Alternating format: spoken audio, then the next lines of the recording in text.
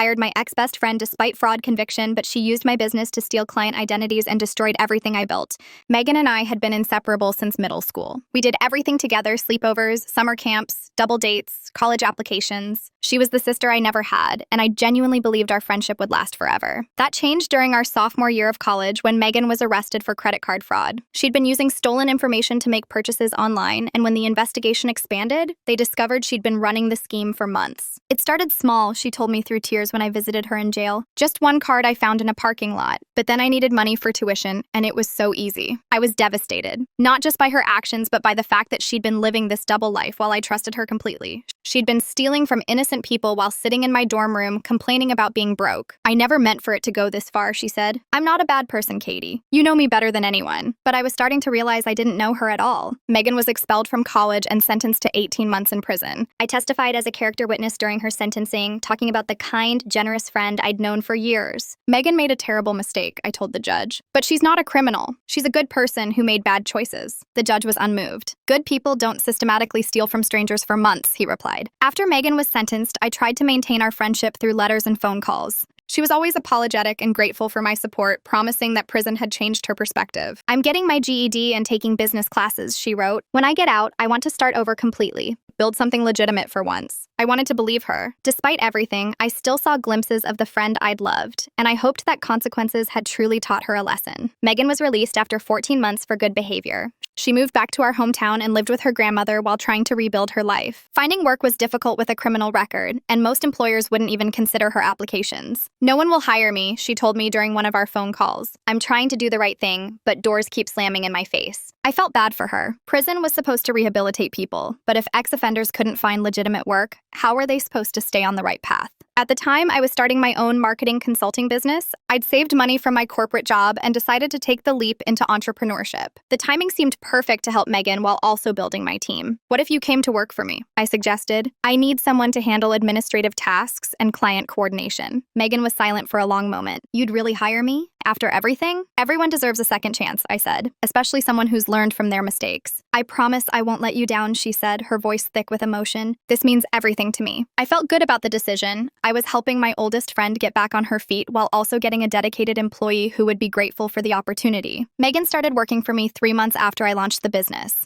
She was enthusiastic and hardworking, handling client communications, managing my calendar, and organizing project files. You're a lifesaver, she said during her first week. I was starting to think I'd never have a normal life again. She seemed genuinely committed to turning her life around. She was punctual, professional, and eager to learn every aspect of the business. Maybe I should get my business degree, she mentioned one day. If you think this industry is right for me. I encouraged her educational goals and even offered to help with tuition costs. Megan had made mistakes, but she was clearly working hard to rebuild her life in a positive direction. The business was growing steadily. I'd landed several major clients, and Megan's administrative support was invaluable in managing the increased workload. She'd proven herself reliable and competent, and I was proud of how well our partnership was working. I can't believe how much you've grown this company, Megan said as we celebrated our 6-month anniversary. You're amazing at what you do. Her praise felt genuine, and I was happy to have played a role in her rehabilitation. She'd transformed from a convicted felon into a valued employee and trusted friend. Around that time, I started dating Tom, a lawyer I'd met through networking events. He was kind, intelligent, and supportive of my business goals. When I told him about Megan's background and my decision to hire her, he was initially concerned. You're taking a big risk, he said carefully. I admire your compassion, but people with fraud convictions often reoffend. Megan's different, I insisted. She's learned from her mistakes. Tom didn't argue further, but I could tell he was skeptical. When he met Megan at a company barbecue, he was polite but distant. She seems nice, he said afterward. Just be careful about giving her access to sensitive information. I thought Tom was being overly cautious, but I did start paying attention to what information Megan had access to. She handled client communications and invoicing, which meant she saw financial details and personal information. But nothing seemed amiss. Client payments were processed correctly, and I never heard any complaints about Megan's interactions with customers. As the business continued to grow, I brought Megan more into the strategic side of operations. She had good insights about client needs and marketing approaches, and I valued her input. You have a natural talent for this, I told her after she suggested a successful campaign strategy. You should definitely pursue that business degree. Megan seemed pleased by the recognition, but I noticed she deflected conversations about her long-term goals. I'm just focused on doing good work for you right now, she'd say, when I brought up her future plans. About 8 months into our working relationship, I started noticing small discrepancies in our accounts. Nothing major, just occasional differences between between what clients paid and what was deposited into our business account. There might be bank fees we're not accounting for, Megan suggested when I mentioned the discrepancies, or processing delays that make the timing look off. Her explanation seemed reasonable, but I decided to start tracking payments more carefully. I created a spreadsheet that detailed every invoice, payment date, and deposit amount. The discrepancies weren't random. Small amounts were missing from larger payments, usually $50 to $100 from invoices over $1,000. The pattern was subtle but consistent. When I confronted Megan about the missing money, she seemed genuinely confused. "I don't understand," she said, reviewing my spreadsheet. "Maybe there's an issue with the payment processor?" We spent an afternoon going through bank statements and payment records, trying to identify the source of the discrepancies. Megan was helpful and thorough, suggesting various explanations for the missing funds. "This is so weird," she said. "Everything looks correct on my end." I wanted to believe her, but the pattern was too consistent to be accidental. Someone was skimming small amounts from client payments, and Megan was the only person besides me with access to the accounts. That evening, I called Tom and explained the situation. "You need to audit everything immediately," he said, "and consider whether you can trust her with continued access to your accounts." "But she seemed just as confused as I was," I protested. "Why would she help me investigate if she was stealing?" "Because that's what fraudsters do," Tom replied gently. "They act helpful and concerned while covering their tracks." I didn't want to believe that Megan was stealing from me again, but I couldn't ignore the evidence. I decided to conduct a more thorough investigation before making any accusations. I spent the weekend reviewing 2 years of financial records, tracking every client payment and business expense. The pattern of missing money went back months, always small amounts that would be easy to overlook. But I also discovered something else.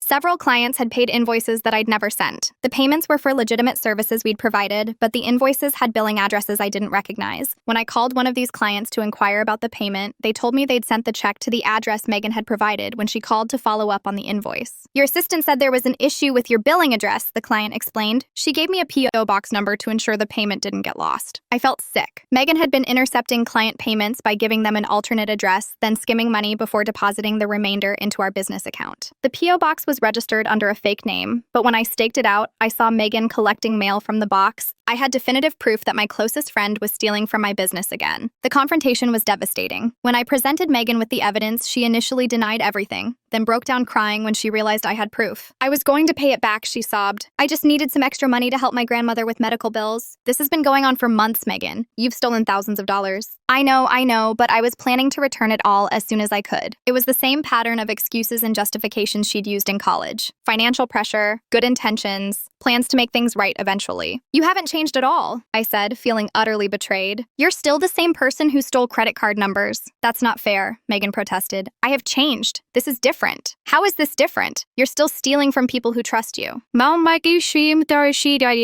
Megan couldn't answer that question. I fired her immediately and filed a police report. The investigation revealed that Megan had stolen nearly $8,000 over 6 months, money that should have gone toward growing the business. But the financial theft wasn't the worst part of her betrayal. While investigating Megan's activities, the police discovered that she'd been using client information for identity theft. She'd collected social security numbers, addresses, and financial details from the client files she managed, then used that information to open credit accounts. She had a whole operation set up, Detective Rodriguez told me, using your business as a cover to collect personal information from your clients. I felt physically sick. Not only had Megan stolen from me, but she'd used my business to victimize my clients. People who'd trusted me with their marketing needs had had their identities stolen by my employee. "How many clients were affected?"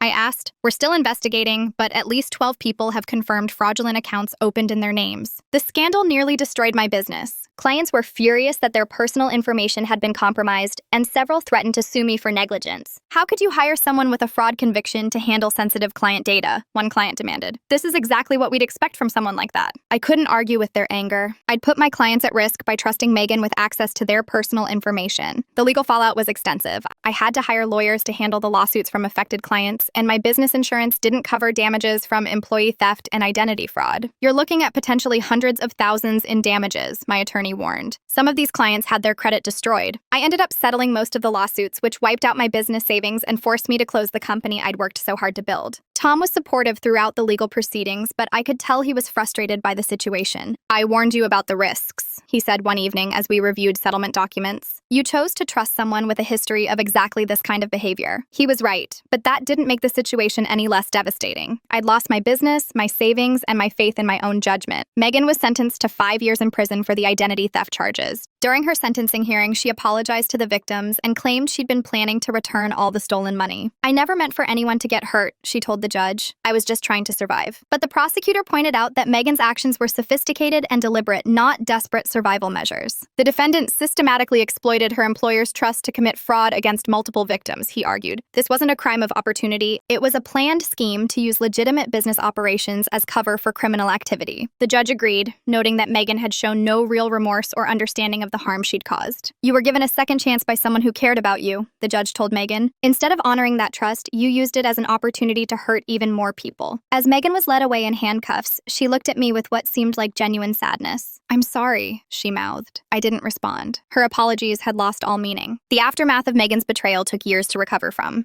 I had to rebuild my credit, find new employment, and restore my professional reputation. Many people in my industry knew about the scandal, and some questioned my judgment in hiring Megan. "Why would you give someone with a fraud conviction access to client data?" was a question I heard repeatedly. I didn't have a good answer. I'd been naive and optimistic, believing that people could truly change if given the opportunity. My relationship with Tom became stronger through the crisis. He'd been right to warn me about the risks, but he didn't say, "I told you so." Instead, he helped me navigate the legal challenges and supported me emotionally through the darkest period of my life. "You were trying to do the right thing," he told me. "Your intentions were good, even if the outcome was terrible. But good intentions weren't enough to undo the harm that had been caused. 12 people had their identities stolen because I'd trusted someone I shouldn't have trusted. I started therapy to work through my feelings of guilt and betrayal. The therapist helped me understand that Megan's actions weren't my fault, but I still struggled with the consequences of my decision. "You made the best choice you could with the information you had," Dr. Kim said. "Megan manipulated your compassion and friendship, but I should have been more careful," I replied. "I should have listened to the warnings." "Maybe, but you also can't live your life assuming everyone will betray you." Finding that balance between trust and caution became a major theme in my recovery. I'd been burned badly by giving someone a second chance, but I didn't want to become cynical and suspicious of everyone. It took 2 years to rebuild my career. I started working for a marketing firm, slowly reestablishing my professional reputation through good work and reliable relationships. Tom and I got married during that rebuilding period. He'd stood by me through the worst crisis of my life, and I knew he was someone I could truly trust. "I promised to never hire any ex-convicts without extensive background checks," I joked during my wedding vows. "I promised to support your compassionate instincts while helping you protect yourself," Tom replied. It was a perfect summary of the lesson I'd learned. Compassion was still important, but it needed to be balanced with wisdom and caution. 3 years after the scandal, I started getting letters from Megan in prison. She'd been writing to apologize and ask for my forgiveness. "I know I don't deserve it," one letter read, "but I hope someday you can find it in your heart to forgive me. You were the best friend I ever had, and I destroyed that with my selfishness." I didn't respond to the letters. Megan had already had her second chance, and she'd used it to cause even more harm than before. Tom found me reading one of her letters and asked if I was considering a response. "No," I said firmly. "She's had all the chances she's going to get from me." "Good," he replied. "Some people don't deserve redemption." It was a hard lesson to accept. I'd always believed that everyone deserved forgiveness and second chances, but Megan had proven that some people will exploit kindness and compassion for their own benefit. The victims of Megan's identity theft had reached out to me during the legal proceedings. Most were angry, but a few understood that I'd also been deceived by someone I trusted. "We were all victims of the same person," one client told me. "You lost your business trying to help someone who didn't deserve help." That perspective helped me process my own guilt. I'd been trying to do the right thing, but Megan had manipulated my good intentions to hurt innocent people. 5 years after the scandal, I was running my own marketing firm again. This time, I was much more careful about hiring practices and access to sensitive information. I did extensive background checks, required references from previous employers, and limited access to client data until employees had proven themselves trustworthy. "You've learned to protect yourself without becoming cynical," Tom observed. "That's not easy after what you went through." He was right. I still believed in giving people opportunities, but I'd learned to balance compassion with common sense. During my second company's 3rd year of operation, I got a call from someone claiming to be Megan's parole officer. "Megan is being released next month," he said. "She listed you as a potential employer and character reference." "Absolutely not," I said immediately. "I will not be providing employment or references for Megan. She mentioned that you were close friends and had hired her before. That was a mistake I won't be repeating." After I hung up,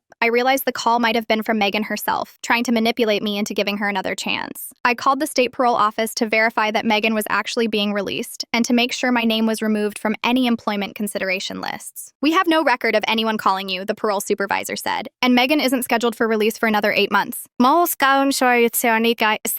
It had been Megan, probably calling from prison, still trying to manipulate me even after everything that had happened. That confirmed what I'd learned the hard way. Some people never change, no matter how many chances you give them. The experience with Megan taught me that compassion and wisdom aren't mutually exclusive. You can believe in redemption while still protecting yourself and others from people who've proven they can't be trusted. I still hire people with criminal backgrounds occasionally, but only for positions that don't involve access to sensitive information, and only after extensive vetting and gradual trust building. You're still helping people, Tom pointed out. You're just being smarter about it. That's the balance I've found. I haven't let Megan's betrayal make me heartless, but I've learned to be more careful about who I trust with access to things that can be used to hurt others. Some people deserve second chances. Others have already proven they'll waste every opportunity they're given. Learning to tell the difference is one of the most important skills an adult can develop. Megan was released from prison last year. I heard through mutual acquaintances that she'd moved to a different state and was working in retail. I hope she's truly changed this time. But I'll never know because I'll never give her the opportunity to prove it to me again.